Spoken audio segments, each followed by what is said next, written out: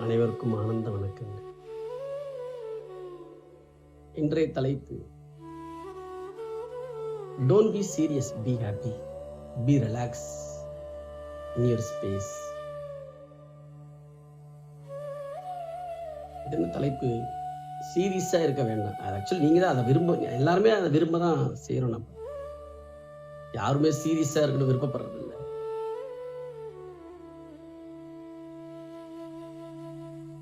சீரியஸா இருக்கிறதுனால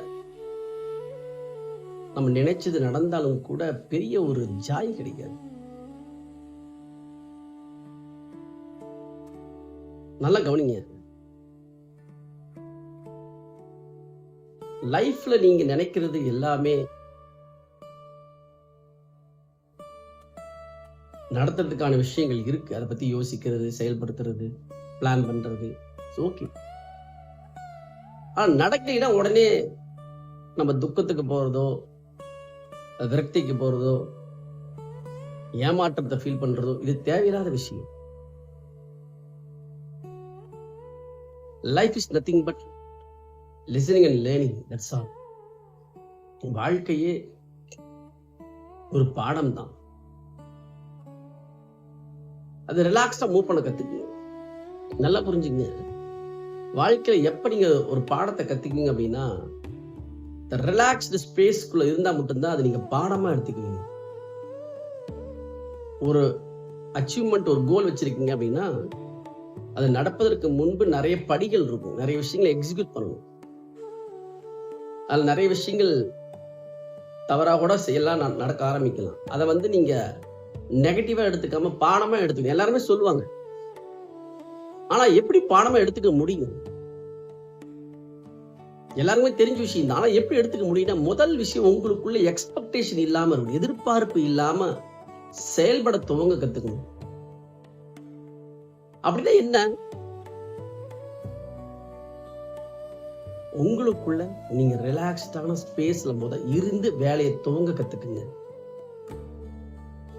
எந்த செயலை செய்வதற்கு முன்பும் உங்களுக்குள்ள ஒரு பரபரப்போ, ஒரு பெரிய ஒரு டெம்டேஷனோ இருந்துச்சுன்னா, அது first just drop this space.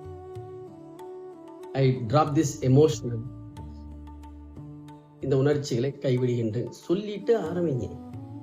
Very simple technique. இதை பண்ணி பாருங்க. சொல்லிட்டு ஜஸ்ட் மூவ் பண்ணுங்க. உண்மையிலேயே நல்ல கவனத்தோட இருப்பீங்க. சந்தோஷமா அந்த செயலை செய்ய ஆரம்பிப்பீங்க. என்னது? சந்தோஷத்தோடு ஹாப்பியா அந்த விஷயத்தை செய்ய ஆரம்பிப்பீங்க. அந்த செயல் நீங்க நினைச்ச டைம் நடக்கலனாலும் கூட டிஸ்டர்ப் ஆகாம நம்ம எங்க மிஸ் பண்ணுங்கிற ஒரு லெசன், ஒரு லேர்னிங்கை கத்துக்கிட்டு you can just move that. அதை நோக்கி நீங்க பயணம் பண்ண துவங்கிடலாம். வாழ்க்கையே அப்படிதான். வாழ்க்கையில போராட்டமா வாழ்க்கை வச்சுக்கூடாது. ரிலாக்ஸ்டா வச்சுக்கோங்க. என்ன முடியுமோ அது ரிலாக்ஸ்டா செய்யுங்க.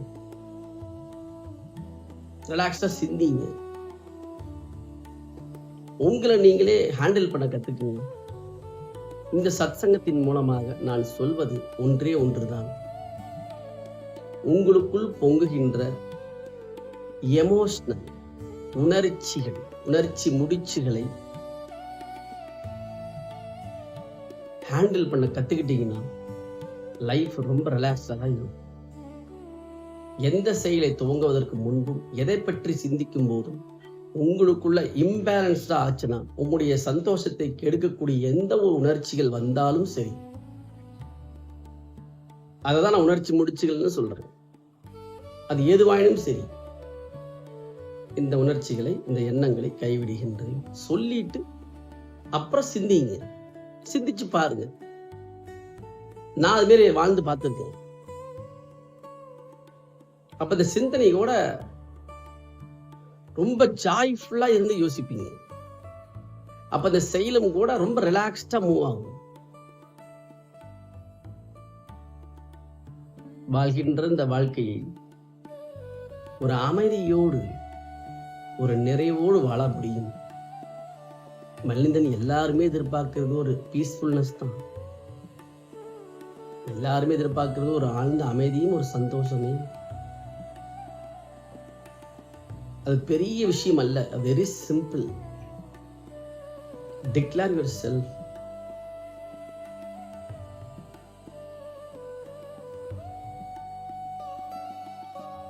வாழ்க்கையை வாழ்வதற்கு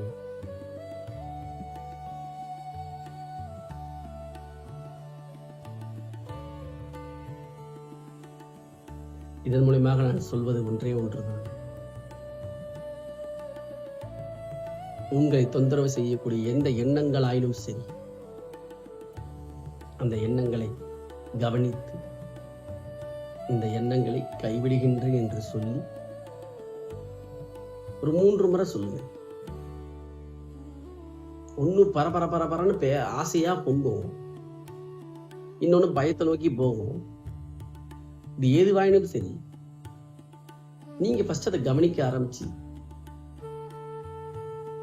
அதை டிராப் பண்ண கத்துக்கிட்டீங்கன்னா நீங்க வாழ்க்கையை பீஸ்ஃபுல்லா வாழ்றதுக்கான அடுத்த படிக்குள்ள நுழையிறீங்கன்னு அர்த்தம்.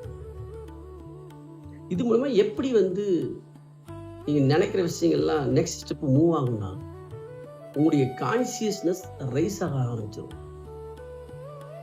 இந்த விழிப்புணர்வுங்கிறது ரொம்ப ரொம்ப முக்கியம். விழிப்புணர்வு இருக்கும்போது நல்லா கான்சியஸா இருந்தீங்கன்னா நிறைய விஷயங்களை செஞ்சு முடிச்சிட முடியும். இந்த கான்சியஸ்னஸோட இருக்கிறதுக்கு ரொம்ப தேவை இந்த ரிலாக்ஸ்டு ஸ்பேஸ்.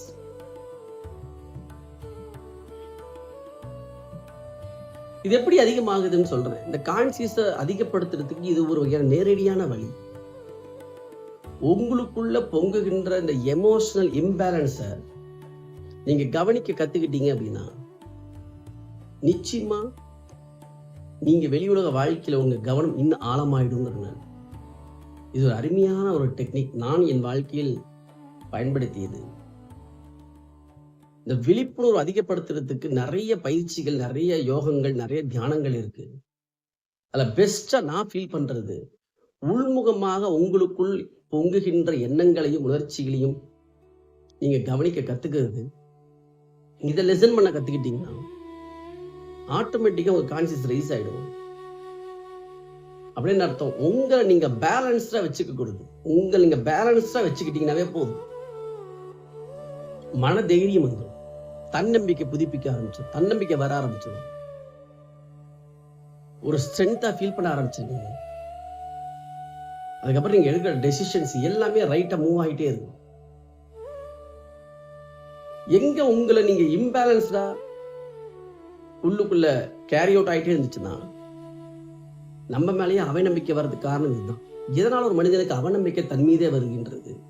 காரணம், ஒரு மனிதனுக்குள் பொங்குகின்ற இந்த எண்ணங்களின் கொந்தளிப்பு. அதனாலதான் அவநம்பிக்கை வந்துகிட்டே இருக்கு. வாழ்க்கையில் முதல் விஷயம், உங்களை நீங்க ஹேண்டில் பண்ண கத்துக்குங்க. That means what? உங்களுடைய எண்ணங்களையும் உணர்ச்சிகளையும் கவனித்து, உங்களுக்கே தெரியும் நம்முடைய சந்தோஷத்தை நம்முடைய உணர்வை, நம்ம ரிலாக்ஸ்டு ஸ்பேஸ டிஸ்டர்ப் பண்ணுது. அது ஏதுவாயினும் சரி, ஃபர்ஸ்ட் ஸ்டெப் நீங்க செய்ய வேண்டியது அதுதான். அதை ஃபர்ஸ்ட் ரிலாக்ஸ்டா இதை கைவிடுகின்றேன்னு சொல்லிட்டு ஒரு 3 முறை சொல்லிட்டு மீண்டும் அந்த செயலை யோசிங்க.